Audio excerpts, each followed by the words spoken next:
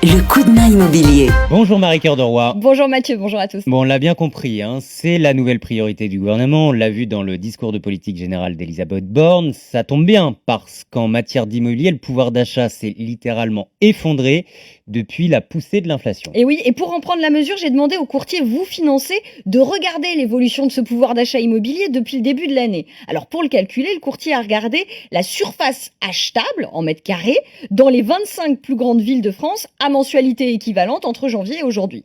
Résultat, entre la hausse des prix et la remontée des taux d'intérêt, en l'espace de 6 mois, Mathieu, on a perdu environ 5 mètres carrés achetables en moyenne, et c'est qu'une moyenne, nous dit Vous Financer. Oui, parce qu'il y a des villes où on a carrément perdu une ou deux pièces depuis le début de l'année. En fait, là où les pertes sont les plus spectaculaires, c'est dans les villes où les prix ont explosé depuis la crise sanitaire.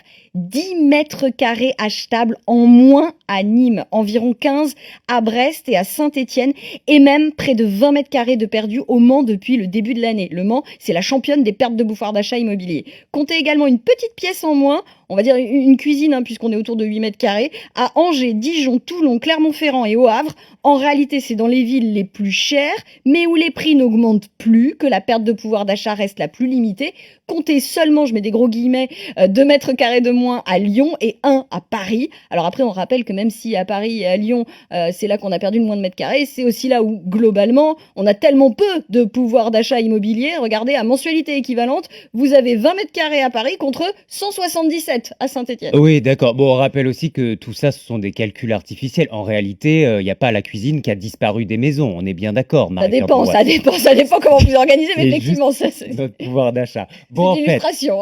Marie, plutôt que les taux, ce sont les prix qui sont clairement responsables de l'évolution du pouvoir d'achat immobilier de ces dernières années, là. Ouais, et là, ça devient encore plus effrayant parce que j'ai demandé à Vous Financer de regarder sur 5 ans. Alors, il y a 5 ans, les taux étaient plus élevés qu'aujourd'hui. On était à 1,75% sur 20 Eh ans oui, c'est contre vrai. 1,65 aujourd'hui. Et bien pourtant, à l'époque, malgré des taux plus élevés, on pouvait s'acheter en moyenne 16 mètres carrés de plus dans ces fameuses 25 plus grandes villes de France.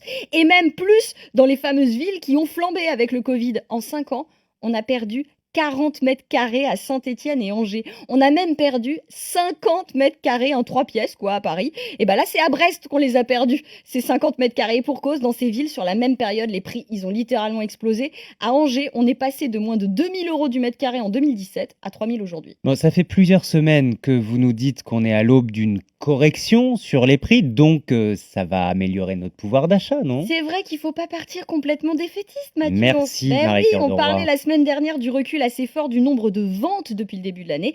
Et ça, c'est le signe que les prix vont bientôt repartir à la baisse. Écoutez Guillaume Martineau, le patron du réseau Orpi. On assiste à un rééquilibrage du marché. Par expérience, depuis les 30 ans que je fais ce métier, j'ai vu des hausses de marché, des baisses de marché. Et là, on est typiquement à ce moment charnière où les prix ont continué à augmenter un petit peu, mais on voit bien la tension dans nos agences, des acquéreurs qui sont plus au rendez-vous. Donc le marché va, je pense, s'inverser, en tout cas redevenir un peu favorable pour nos acquéreurs, ce qui va permettre pour eux de retrouver de l'air. Je dis pas que ça va se faire tout de suite là dans les 15 jours qui viennent, mais en attendant que vos auditeurs acquéreurs gardent tout de même un peu d'optimisme. Bon, alors personne, Mathieu, n'imagine que les prix puissent redescendre à leur niveau d'il y a 5 ans, mais quand même, gardons espoir. D'ailleurs, je vais vous donner dès demain des raisons d'espérer sur RMC.